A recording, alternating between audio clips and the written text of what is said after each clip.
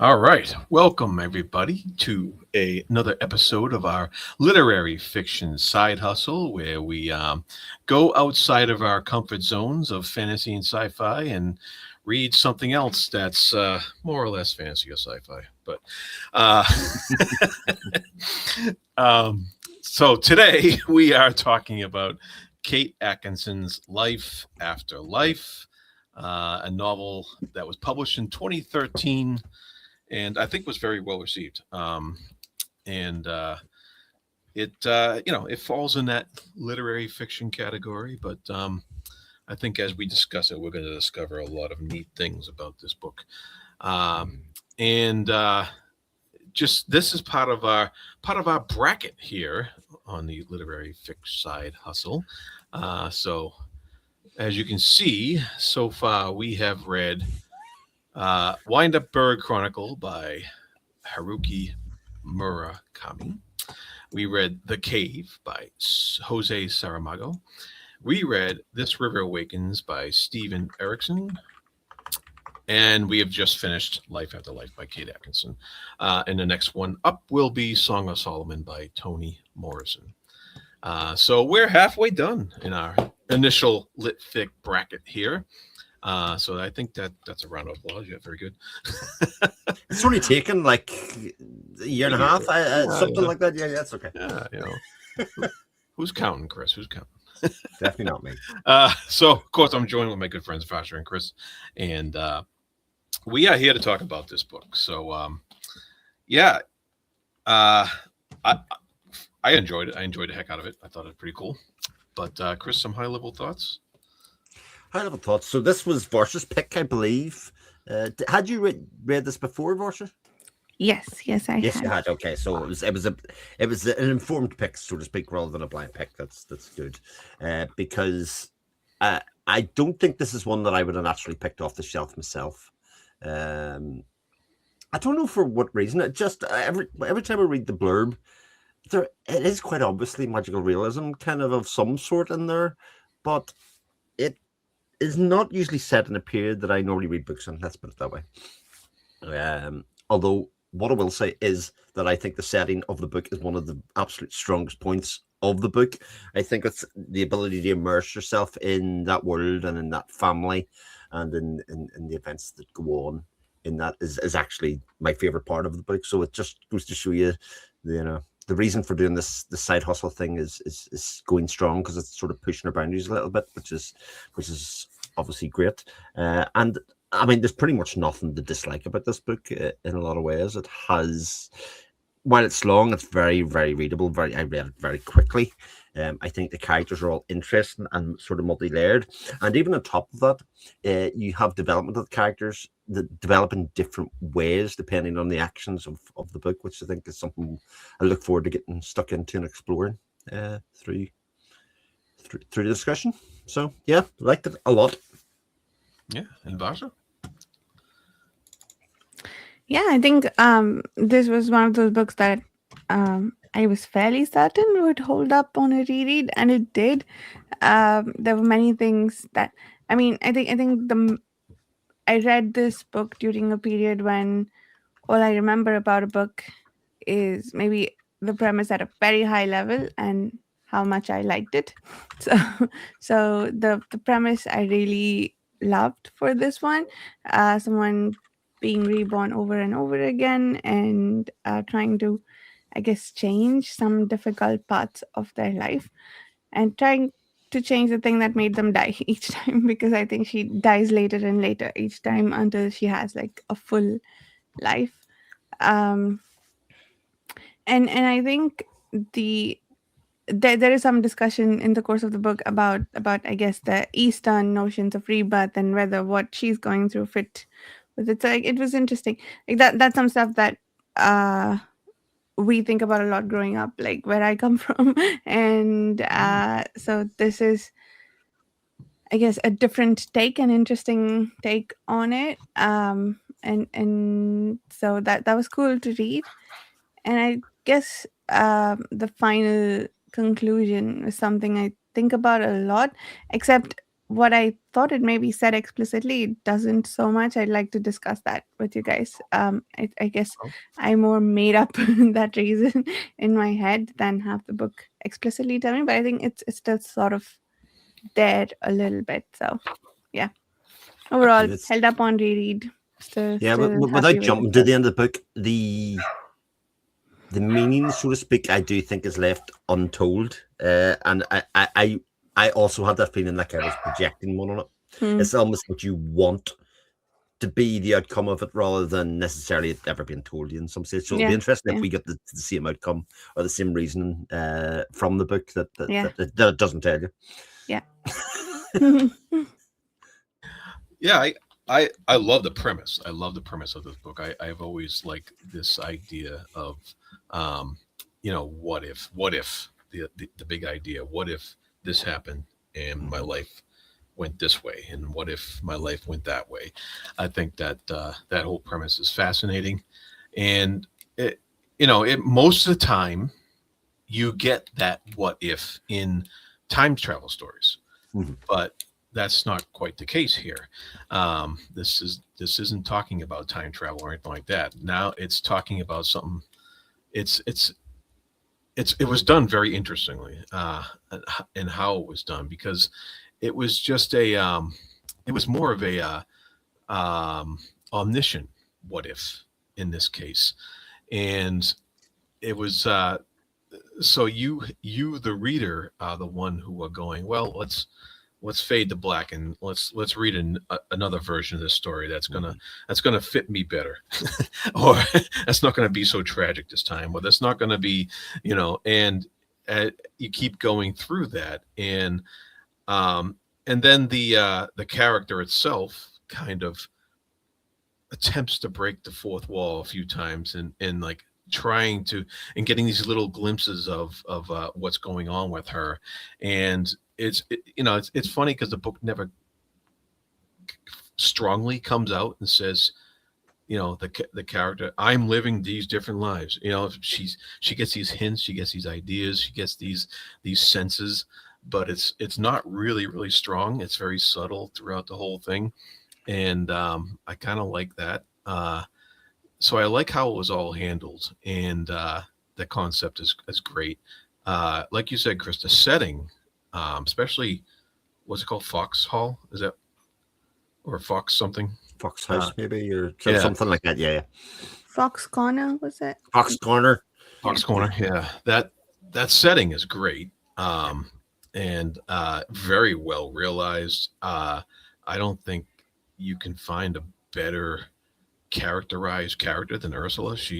You really like know everything about her, like her, like you know her, like you if you met her, you'd know her, and the and her support, the supporting cast and all that stuff was very well fleshed out, like you said. So it was good to delve into all that stuff, and it was interesting.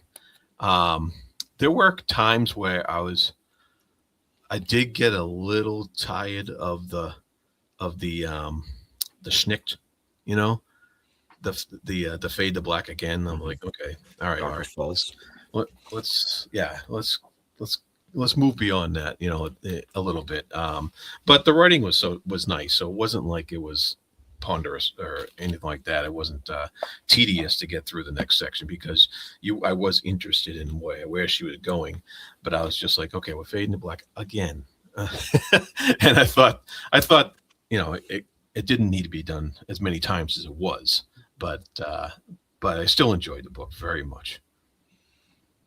Yeah, I think that's a really interesting point about the endings, because it is not really a book about rebirths. It's a book about endings. It's consistently about endings, because we often go back to a bit just before the start. And rebirth only happens once actually in the entire story, and that's basically after the first 3 or 4 pages, when she dies during birth and is sort of saved at that stage. But the ending part of it, and especially, and it's been a while since I read it, but there's 2 points, or 2 major points that stick in my head, where we do endings again and again and again until we get it right. So 2 main points, and not all of them are to do with her deaths. Some of them are to do with other characters and their outcomes, which sort of feeds into what I took from the ending, which we'll get to. But yeah, the structure of it was interesting, and like you say, some cases you're begging for an ending to come so that we can kind of not exist in that part of the story because it was difficult to read, and I think that's a very interesting thing as a reader to go through, especially for a character that we get to know so well. On that subject, I think it's a really interesting exercise in like writing or like studying how this was done, because for what she did, this could be an incredibly boring book, right? Like restart over and over and go through some events. Like she does repeat some events again. She does write about them again, especially in the beginning, I think, until we get to when she's another, like maybe the part where she meets Derek. Until those, she does repeat and like go over some events again and again.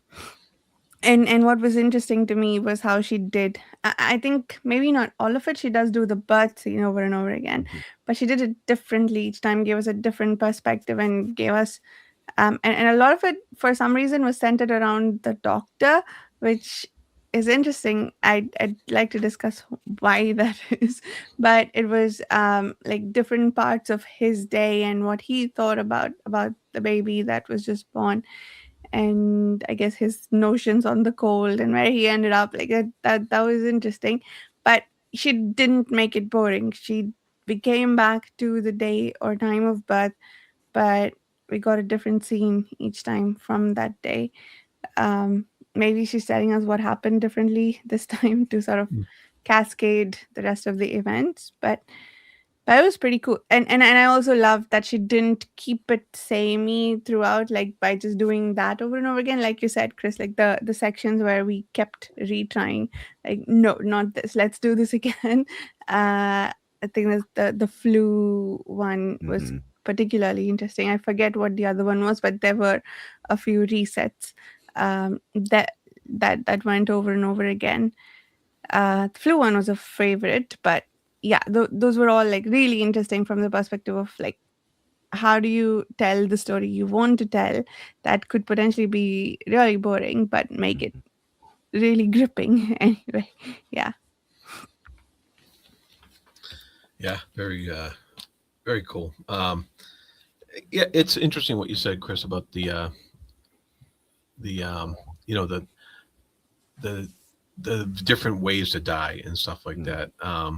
But overall, it's funny because this there's all these deaths and it focuses on deaths, but the book is really about living a life and and all the different ways in which you can live a life, and so it's just there's a lot of contrast there between death and life, and what it means to live and what it means to die in the ways that she does, the certain ways.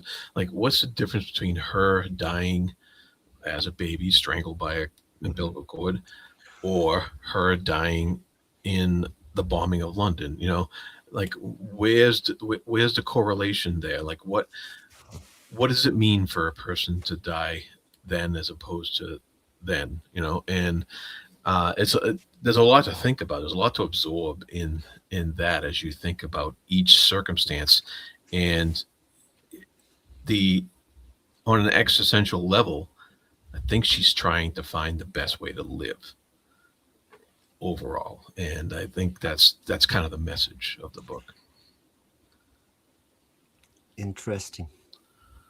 Interesting, because I have a slightly different take on it, because that's what I thought the book was going to be about. It was almost like it was a video game that we were looking for the best outcome all the time. Firstly, like the perfect life she was looking for from start to finish.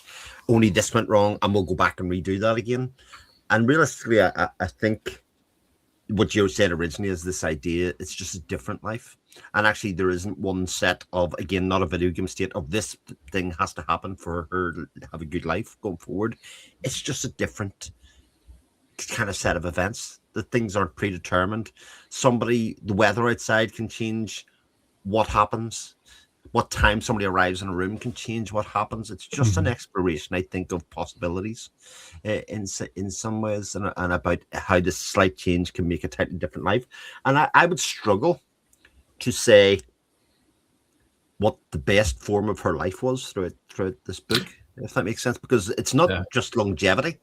I mean, I would say the longevity part of it in some cases was a very non-fulfilling life, and I liked how that was shown, you know. And then obviously there's the murderous end that I'm sure we'll get to in the end, but there was a contentment that sat before that as well, and you know, and how that went along, like where she first met him in the street, there seemed to be full of hope and stuff. So it's an exploration, I think, of the different ways your life can go and turn, and just the things that could happen of one life, different ways that you could live it if you wanted to. Sometimes external forces, sometimes personal choices, sometimes, you know, it's just a whole conglomeration of things. And I like the possibilities that it talked about in terms of how different your life could have been with one or two different turns at any stage of your life, you know. Yeah, that was a key phrase, what you said, the longevity doesn't necessarily equal good.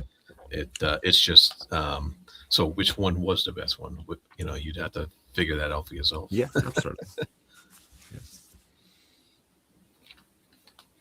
Yeah, I think the other thing is also it makes you really think about, say, how fragile we are, all the way she dies in the beginning, and I think, to your point, Chris, about how very small things can change entire lives, like who you meet and what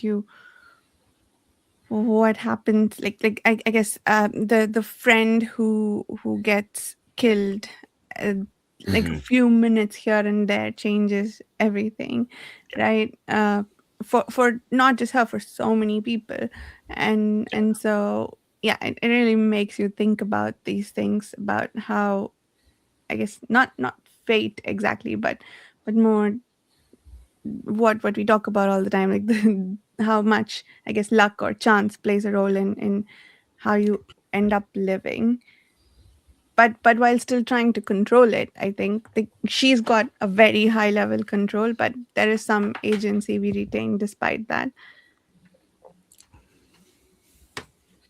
Yeah, that's interesting. I found the parts with the psychiatrist very interesting, because that's where they're exploring this consciousness and this you know, the concepts of different lives lived, um, and that was you know, I kept wanting it to veer into the fantastic, and like, you know, have her have these visions of the past lives and stuff like that. But then I was like, well, wait a minute, that wouldn't fit the book. I don't think the book is meaning to do that. But that was just my personal thing. I was like, come on, get in it. And I was like, no, wait a minute.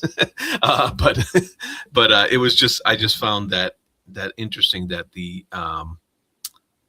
that even though, like, the psychiatrist was supposed to help her with her problems and all that stuff, you know, she's there because she pushed the girl down the stairs and all that stuff, um and and he did help her, but not in a way I think that was intended by everybody else in the world. And so it was very, very neat, very subtle, like very subtle how she weaves that stuff in there. Yeah, like you said, there's no real fantasy in the book, but there are the shadows of how the other lives leave a mark, not just on Ursula, but on other characters. I think we'll talk about one kind of going forward. But the fact that Ursula, after a certain number of tries at avoiding certain outcomes, she is compelled to take a different action. Do you know what I mean? She feels it and she can't explain why, like pushing the maid down the stairs. Like, she couldn't explain. It was just a compulsion within her that basically had to take another turn at that stage. And not to say that they're directly a result of the other outcomes, but I think at certain times we all feel compelled to do certain things at certain times. I don't mean murder somebody by pushing them down the stairs, but I mean just in general, slight things that we do, and we're not really sure why we feel that. It's a choice that we make in the moment to do something. And whether that's as a result of alternative outcomes in our lives, and maybe I don't know, but there is a feeling that there is a shadow hangs over each of the characters sometimes about, they died in another timeline, and even if they live in another timeline, it doesn't feel right, or it feels sort of out of place a little bit, or there's a question, I think, in the reader's mind about that kind of stuff, and I find that really interesting about how we're sort of manipulated. And I think Kate Atkinson's talked about the fact that she didn't really have a design when she was setting out this; it was just an exploration, and I think that's the one of the reasons that it works so well is we're trying to make meaning of these outcomes, and there really isn't always, there doesn't always have to be a bow put in everything, and it's just sort of life happening, another life happening, and all that kind of stuff. I love that aspect of it. Loved it. Yeah, I love that. And I think I mentioned we have this, I guess, I don't want to say, what is the word, philosophy of rebirth, right? Like where I pretty much grew up with. Like it's a big part of the Hindu religion, this notion that we'll be reborn and like whatever. And I don't know how much I believe in it. I'm maybe like mildly agnostic about it, but often like we jokingly say, oh, you want you're afraid of heights, you must have like fallen to your death in your previous birth or something like that. So this is just like sort of um crunching that into a single life. So I think it was really interesting to me to have the rebirth go relive the same life over and over again and not be like different lives. Like there are lots of stories or movies too that'll have like someone reborn and trying to do things differently, but it's across time and in a different life. So this is a very interesting take on it overall. But like it's got the same things that you would think about, like you said, with with like these I guess intuitions and fears and overall she becomes a more quiet, subdued person because of all the things she's been through and like all the things that she's learned to fear or think about over the course of her life, right? Like she becomes a lot more fearful even as a child, right? Because she's afraid of the water, she's afraid of like falling to her death. And yeah, that's that's interesting what how it subdues you as you as she's reborn over and over. Yeah. And I think, like, I'm going to use an example from my own life of things happening to you, and you just get a feeling about it. I'm not a big believer in like ESP and stuff, but you just sort of get a sense of things around you. I remember standing at the bar once, like 3 deep at a bar, and just getting the sense that the server was going to shortchange me. You hand them a note and they're going to be changed it to £10 rather than 20 or dollars or otherwise. And I had a sense, and sure enough, it did happen. So the way that I prepared for it was I memorized the serial number of the note. So when the person said, "There's your change," and I went, "Actually, you've given me change at a 10 and 10, 20," and I started telling them what the serial number of the thing was, there was just a look of utter bewilderment on that person's face of what are you talking about? What has just happened here? But it is one of those random moments. You just get a sense or a feeling in life about something going to happen, and you take what would seem to be an irrational step to kind of prepare for it, or otherwise. A pretty extreme version of the one that I had. Like the guy just walked back to the till and went, "No, I'll put the 20 in the 10 drawer." You didn't need to do any of that other stuff. But it was just something that, things you do make choices and you do make decisions that seem irrational or weird that you might get sent to psychiatry for when otherwise it was a snap judgment to do, which I think's good. That's funny. Remember serial numbers of notes. Got it. Only time I've ever done it in my life. Only time I've ever looked for one on a note. I don't think I know where it was. There was Varsha, you mentioned the subdued, how she became more subdued with the fear of what was going to happen and all that stuff. But there was a point where sometimes she overcame that fear and she took action, and she avoided the situation on the stairs, and she avoided the a couple of other things where it wouldn't lead to some of the more horrible things that she went to previously, and I think that's interesting how the other lives affecting her um, could have that effect of both of both changing her personality in that subtle way in order to change the outcomes of what was happening to her. And we got like both sides. We got it all. Yes, we did. We got the Britain side and the Germany side of the war too. Yeah, German. Yeah, um, the that was very interesting. Like the opening page is kind of a the opening page is kind of a banger. It's kind of like a okay, where's this book going? She's trying to shoot Hitler. What's going on here? And that really draws you in. And I think the whole time you kind of want to get back to that situation and find out how she's affecting history as we know it rather than her own personal history. That's mostly what the book is. And it's kind of interesting how that played out to be just like another episode in her life. It wasn't that huge a thing in the book. It was just another episode, but it really hooks you into the book. I forget. Did we get an expansion of that particular version of her? I know if for Yeah. Germany we got like the whole thing with the daughter and like I think she died as a refugee, right? But did we get the version where she was a spy? Yeah. Yeah. She um when she married the guy Hmm. and he ended up becoming like part of Hitler's circle, and then she kind of got to know where Hitler was going to be through that. Hmm. So that came about. But Okay. we never got a resolution as to what happened That's correct. Mhm. to when she attempted to shoot him. That kind of stuff. We never Oh. get a resolution to that question of did Ursula Todd kill Hitler? Um, Mm. But she got shot, right? Because someone saw her pull the gun and they shot her, and that's how she died that time. You assume that, but it just fades to black. So yeah, Mm. it's hard to tell. But we do get the build up to that initial scene later on in the book. yeah. I didn't love that framing narrative because I feel like it cheapens.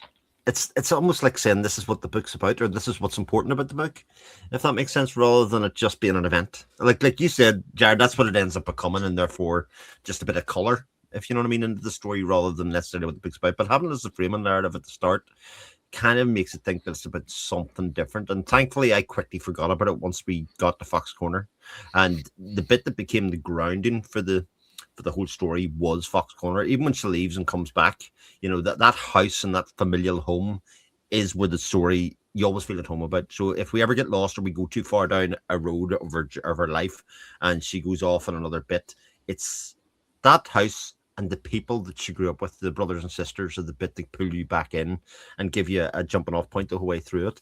And I love the exploration of the family right the way through it for both positive and negative. Yeah. Well, somebody had that same idea that you did, Chris, that that opening scene wasn't right because they got rid of it for the show. Ah, Yeah. interesting. So somebody had the same idea as you. Yeah. I think it's more like I can see why, because I think it's much more effective if it's just another way her life goes at some point. It becomes just a point that you do. But I don't know if this was, an effort by the author to get kind of greenlit for a 600-page book to say, look where it starts. This is the premise. This is the first chapter. Yeah. Can I write the rest of this? And at that point, you go, Yeah. I can see definitely why you would have it there, or it has a hook to it, as you said. It has a hook. Yeah. Yep. Yeah. So the major scenes, the first one, I think, aside from her deaths, but I think the major touch points, I think the pushing of the maid down the stairs when she goes away to London with her fiance, and then it ends. They do it lots of different ways.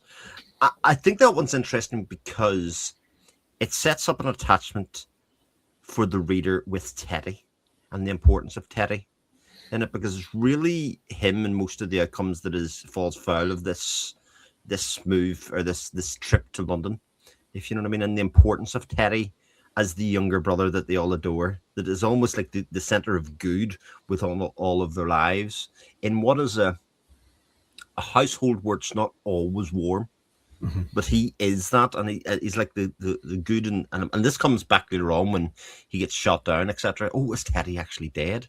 Oh my god, this changes the whole story. This is going to have an effect on everybody that's coming part of it. But I think it's that original flu scene that kind of, and the fact that we revisit that again and again, that kind of ties the reader to the fact that Teddy is just as important as Ursula in some ways in the story, and his death and the effect like it could have on her and the rest of the family is so important. Yeah, and jumping ahead to the ending, I think the ending that we settled on is the one where Teddy survives the war, Yeah. because all other outcomes he dies. So yeah, I guess I'll just talk about that now. Like Yeah. it seems like what I told myself apparently when we ended, like that whatever she did with the big picture, like trying to kill Hitler and so on, things ended up poorly anyway. Like maybe there were parts of the world that couldn't change, or she was unhappy with the outcome, but like this is what we settled on. Like what I don't know is whether she continued to cycle, or like if this was the end, where we ended, or maybe like this was just okay, that's enough, like this is what we're happy with, this is what we'll keep cycling. um because she didn't, because in that one where Teddy lives, she didn't try to change anything big about the world, I think. And in fact, I don't even know if she had like a direct impact on this outcome where Teddy lives. I don't remember. But this is the one that we ended the book on, which I guess that's the one, like the things that are closest to her that she wanted to affect for like what brings her joy.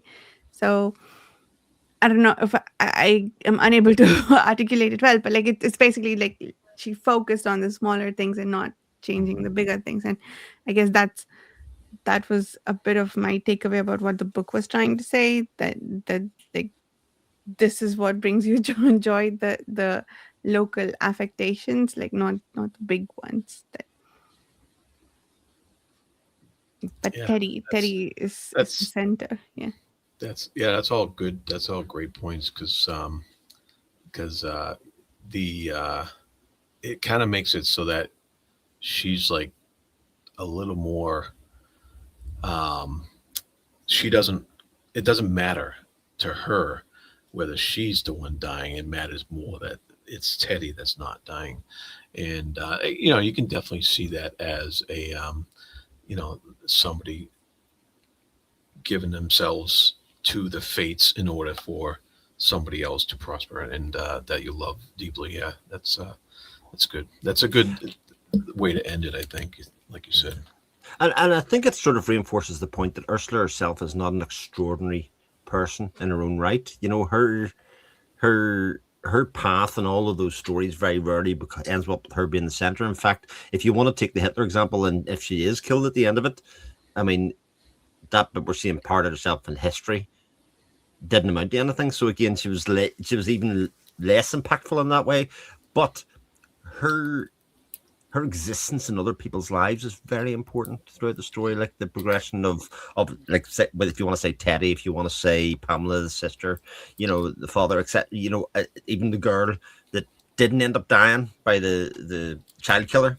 So her existence as a person within the world was important to other people without her ever doing anything extraordinary, maybe with her own life. And I think there's a message in that, in its own way as well. Yeah, and there's a message in some of her occupations as well, Yeah, because yeah, for sure.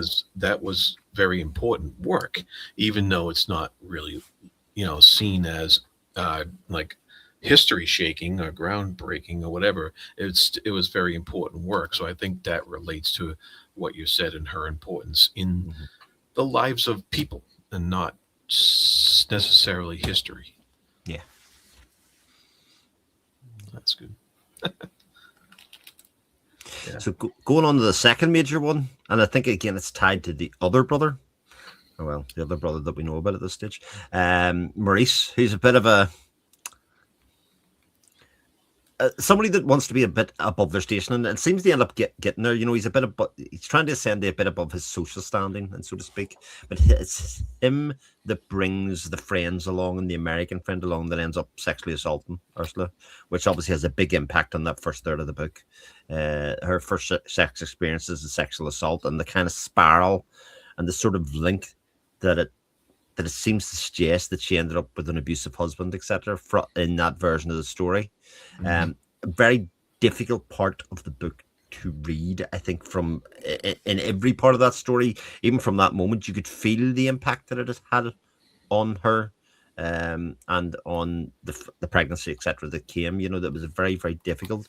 The only bright spot is it's the introduction of Izzy into her life as well as being somebody that would care for her no matter what she did in this non-judgmental way, which I think is a good contrast to her mother, etc. As we go back on, so like a very pivotal kind of scene, and one that thankfully we didn't have to revisit again and again and again and again, because I think that would have been very difficult, and would have been a case where a lot of people would have just put down the book, I think, at that stage, because there's no need to revisit, you know, very difficult periods in people's lives. Yeah. No, was that Basha?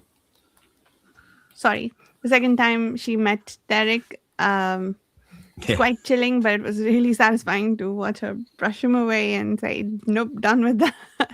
So Yeah, yeah, it was. Yeah, and it's interesting how her her different lives actually affected her mother quite a bit, because there was some times where her mother was seemed close to her, and other times where she was very cold, and it all depended upon which life she was in at the time, and you wonder, I, I wonder how that would be from her mother's Sylvie, right? Yeah, uh, how that would be from Sylvie's point of view, like all these different things, like how would that look from her mother's point of view? The the times where she seemed to care a lot about Ursula, and then the times where she was very cold.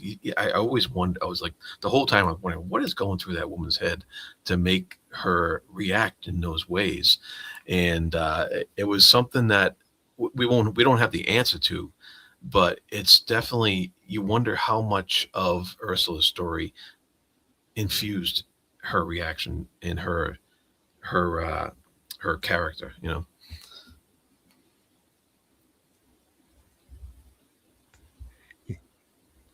sorry. Go ahead, Chris. Go ahead, Varsha.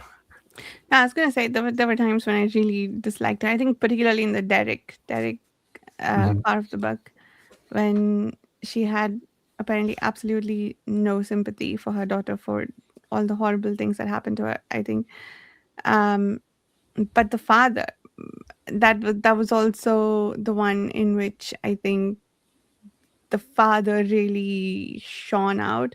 I forget his name. Was it Hugh? Hugo? I thought it was Hugh, it was Hugh. Yeah, Hugh. Hugh, right? Um, but yeah, what a brilliant character the father, Mm. and how well he showed up for his kids.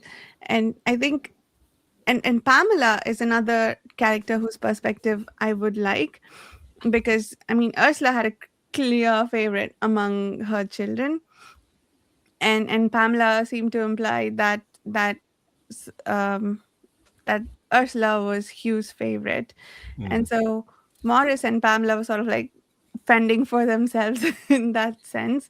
So I'm curious, like, but and they both became these like independent people who, and I guess you could say that about Ursula and Teddy too. But there were times when when Ursula really needed her mother and she wasn't there for her, Mhm. but the father was there. But it almost felt like she didn't feel like she deserved his affection. So it's like I'm curious what role the parents' affection towards them played in Pamela and how Pamela and Morris turned out. Because Pamela is almost like a mother stand-in for Ursula, like later on in the book. So I think especially even in the Derek scenes when like she's trying to look out for her, but Ursula is not really letting her. So yeah, that family dynamic was really interesting. Yeah, I think if you were to write, if there was any opportunity to write a dissertation about this book, it would be about Sylvie. I think as a character, Sylvie is the most complicated and difficult character in it. I mean, on the face of it, I think when I was read the first 200 pages, I said I was reading the book, and I thought she was the biggest monster I'd ever read in literary fiction. And I sort of stand by some of that because she does remind me of the very classical person of that time. She was from a certain social standing herself and only interested in what other could bring to raise both her and her family's social standing, and anybody else that was negatively impacting that she just had no time for. So when Ursula did things that brought the social standing of the family down, she wasn't interested in doing that for her, couldn't be there for her. And in the same way, her judgment and treatment of Izzy, I think as somebody who was there for her daughter as a sort of replacement mother for a lot of time was terrible. However, she is a character that seems to bear the weight of all the deaths that happen off the page. And as we find out at the end, there was another child that wasn't mentioned the whole way through the story that probably died in all of those other versions of the story as well at some stage. And so she was a mother that we did not know, that was dealing with not the death of a baby, but of an infant child the whole way through it. And actually, a lot of her things that happened, closing off and not being able to deal with tragedy, certainly make an awful lot of sense now. And I'm of a lot greater sympathy for Sylvie towards the end. I still don't like her actions, obviously, as it goes, but you understand her an awful lot more. And I think the portrayal and that revelation towards the end of the book is sort of like a big slap in the face to the reader to kind of say, you judged. You said you thought she was that terrible, and she mightn't be great, but there are reasons. People's lives. We've only seen this through Ursula's eyes, really. But people's lives make them the character that they are, and she's such an interesting. If I was ever going to do a reread, she'd be the character that you'd be concentrating so closely on, because you could say in the other way that Hugh's demeanor was that he never took anything seriously then that was happening in the family and let her bear the brunt of all of that for the family, and you sort of judge him negatively in the other part. But by not introducing that earlier on, we feel the weight of his death throughout the book then, and the impact that it has in the rest of it. And it is a bit of a punch in the stomach to you as the reader through all these different things that are happening to Ursula herself, her own death, etc. When Hugh dies, it's like somebody sucked the air out of the room. Yeah. There's nothing better than a big Chris, however. Love that. Nice, I like that. there's a thought in the very beginning of the book that gives us some clues when Sylvie thinks there is such a fine line between living and dying. And of course, we see that fine line absolutely going on in here, and there was there was a conversation between Pamela and I think Sylvie.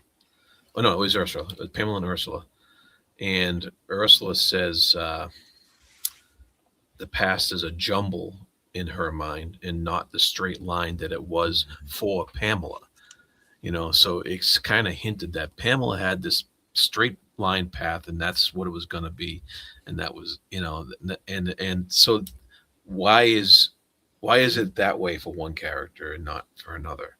And that's interesting because I think Sylvie's path was varied depending upon the events. And I think Teddy's path, obviously, but then there was some concrete things that were just always the same, and Pamela's seemed to be that way. And I think, what was it, Maurice was the other guy. Hmm. His seemed to be fairly straight lined, so I found that concept interesting as well. And there's just little things I picked out along the way as I was reading through this. Yeah. Izzy is another character who we only get to see from other people's perspectives. I don't think we get too much inside her head, or any, I'm not sure. But we first get the judgment of her through Sylvie, and then I think we start to like her because of how she comes through for Ursula. And then but I guess we're still sort of judging her on some level a little bit, because she seems to be completely unconcerned about the child she had to give away. But then there's that like one moment, and that's the only glimpse we get like of her emotional vulnerability on this subject, when she tells Ursula that Hugh was the only one who knew Hmm. where her son was, and she wanted to look for him at some point, and now she never can. And that made me really sad. that that scene, um that she's been sort of holding on to this, and maybe she's just sort of like put it away in a corner, and she's living her life, and yeah, she still wanted to go look for that child. And then I guess we have that whole version of the story where they did raise the child, and then he dies instead of Ursula would have. And then like that takes a toll on that family. And I guess in that version Teddy's never born, right? um Oh, I never Oh, thought about that. Yeah. yeah. so Which would make sense because the impact of a infant death and the family is thing, and I like how that scene is shown to you at the start of the thing with Ursula getting saved from the water and that kind of stuff, mm, and so it isn't the first time that scene plays out for us, if that makes yeah, sense. So when yeah, it happens later on, we have a recognition of it in some way, and you're going, oh, but this is different this time, and how it sort of works with you and does that. But yes, Izzy is a character you felt for, because in some ways she's living the dream life. She became very rich and famous and never needed for money and all the rest of it, but she's got a hole in her that can never be filled. That sort of explains maybe some of her kind of lack of attachment to things.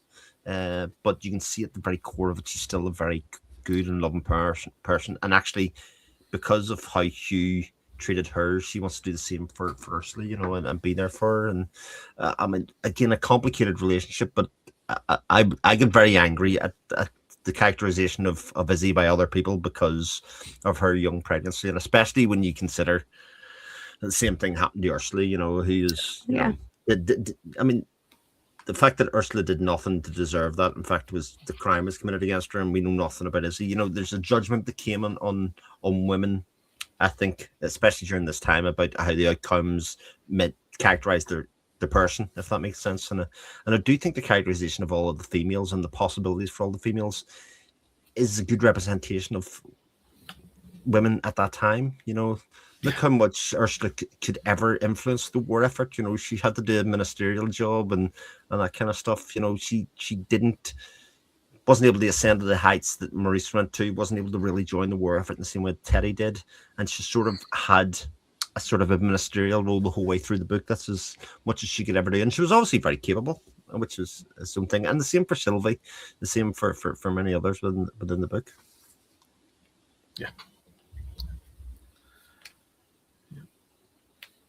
yeah. There were some things that she knew wouldn't end well, but she did over. But yeah, like you said, it's not conscious thought. I guess it's more intuition. So maybe like she didn't build enough of an intuition about these things, like her relationship with the army officer. I think that, Mm-hmm. and it went different ways each time. And I guess he was firmly on the fence about how much he wanted to continue his relationship with Ursula, because each time it was like flip flopping between his family and Ursula. And like and she was also, I guess, very neutral overall about how that turned out. I Yeah. guess between this guy and the other person she was dating at the time. So I guess that also speaks to how some things just happen and like don't really impact us. Like, I mean, they changed the course of her life a little bit, but mostly it was just, yeah, that happened. Let's move on. Yeah. I love some of the hints, some of the stuff we get later on in the book that relates to Ursula's general awareness, and she was thinking at one point when she was um, staying with Millie. I think that was in Germany, right? Yeah. Um, oh no, that was during the bombing of London, and when she was dealing with all that stuff, and she was noticing like silly things like a kipper on a pantry shelf and a room with green linoleum and an old fashioned Mhm. hoop, and they weren't there in front of her. They were just vaporous moments that she would found it impossible to hold on to, and so were they really happening or were they not? And she went to see the psychiatrist later on in the book, much later on in the book, and as she's speaking with him, she's telling him about dreams and nightmares and headaches, and she's saying it was sometimes harder to change the past than it was the future, and which is a very interesting statement because who would think that it of changing the past? You're only got the future to look forward to, so you're hoping to change your prospects for the future. But um, so so even towards the end of the book, there's no real hard. I know I've done this. I know I've lived these past lives or whatever, and but they're there. They're hunting her. They're lingering, and I just thought that was pretty cool feeling. Mhm.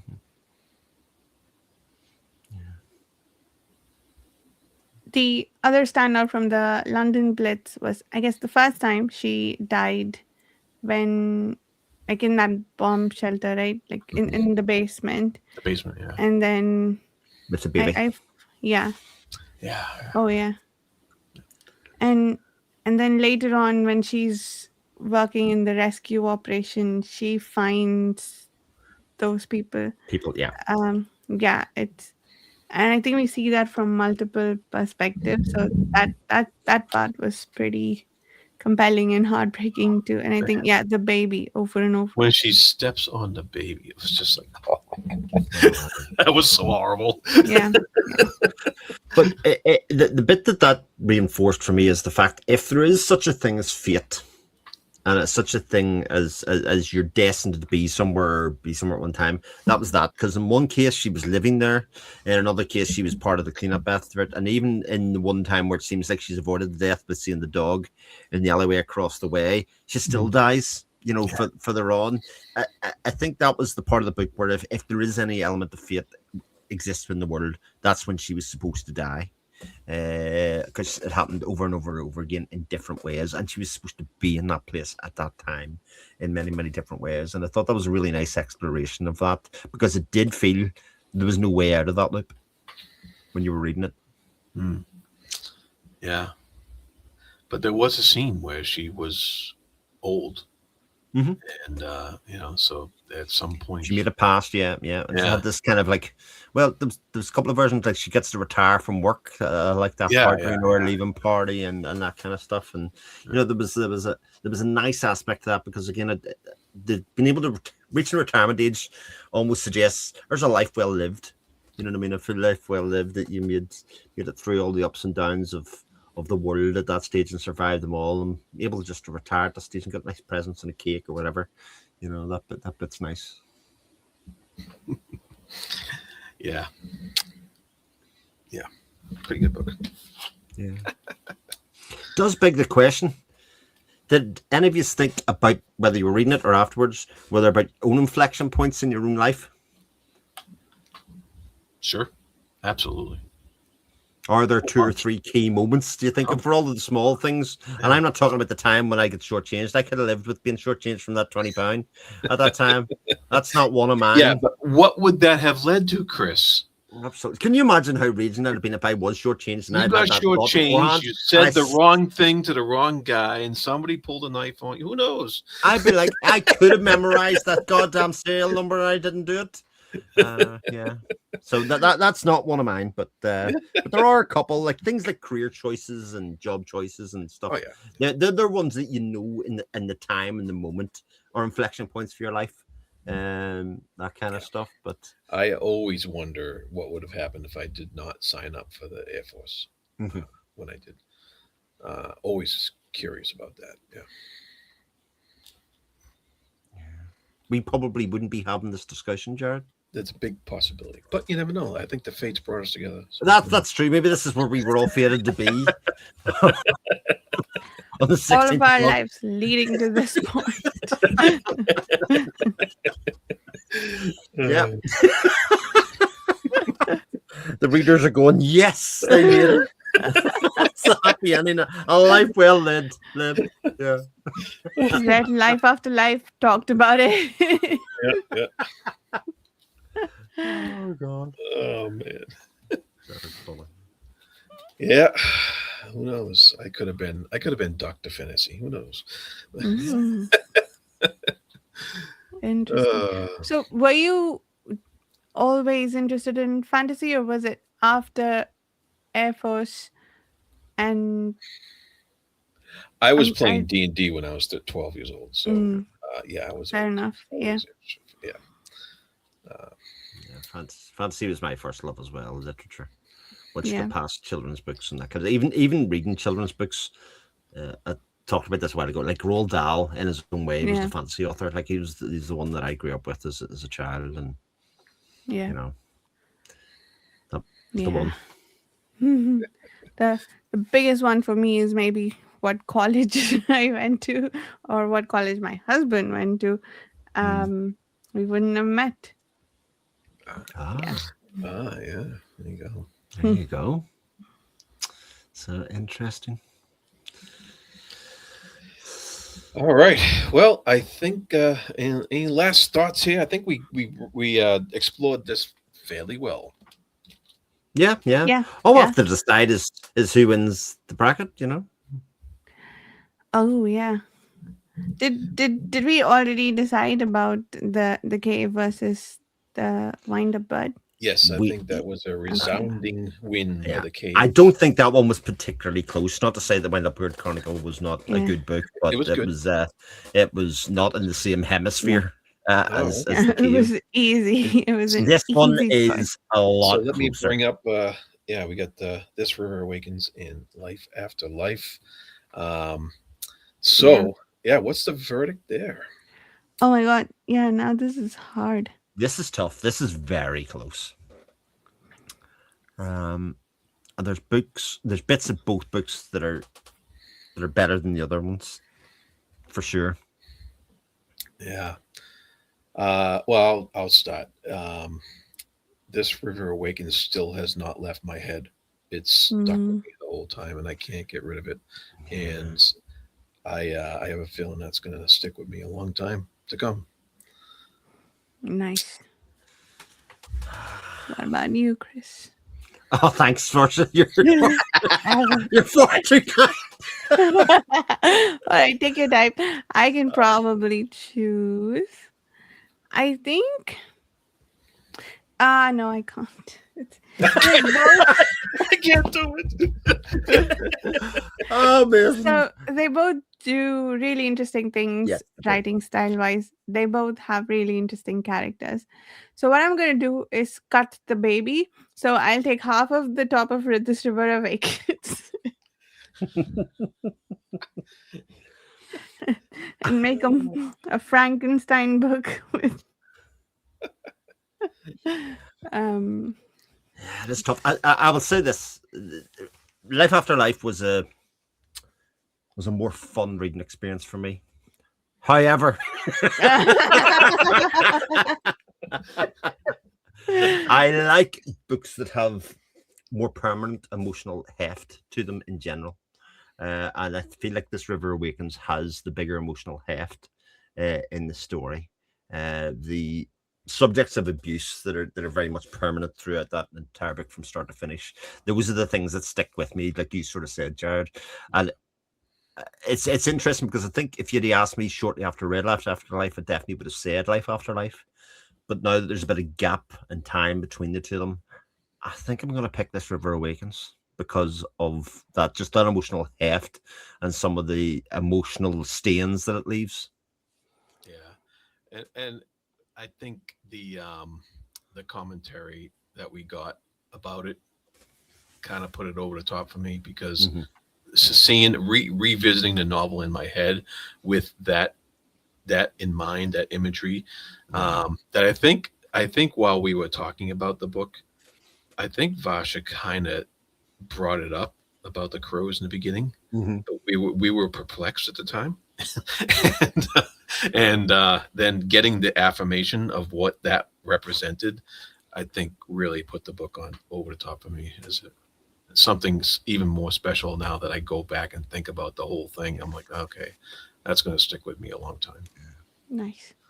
So 2 out of 3, it doesn't matter what I pick. So we'll move on, right? Like let's. You know what, Varsha? I was see if you'd have made me go first, I would have picked Life After Life to make you have to pick one. I just would have done it out of badness because you sat in the fence so badly there. I'll help you out even further. If we're putting the Cave and River Awakens head to head, the Cave wins for me quite handily. Oh in fact. yeah. Yeah, I think Cave. I sort of feel bad for not having it as my book of the year last year because it's just marvelous. Wow. Oh, It's. I think I don't know how any of the books coming up will beat the cave out. I've read The Blind Assassin, so I know the cave is better. oh, I can't wait to read that then if it's such a time. But it's a good book. It's just No, the cave, the emotional impact it had on me throughout. Like that dog, what was Fangs. it called? found. Just that dog was the best character I've read in a long time. Yeah, just as a disclaimer to our viewers, all of the books have been good so far. Oh they yeah, have. yeah. Very That they are. Very But- good. but- This has been a very strong selection of books, Very strong. book. and to be honest, Varsha is 2 of the last picks, and you know she's got more chance of disappointing us than anybody else. It's true. Yeah, you guys have one each, and I have 2. Yeah, funny I how have that read works, isn't one it? of them. That's true. Yeah, I get more. So, Love it. All right. So I think we better end this now. Next up is Song of Solomon by Toni Morrison, and we will be reading that sometime in the next couple months or so. Yeah. So tune in then for our continuing literary fiction side hustle. All right. Mhm. And with all that said, be good to each other, and thank you for watching.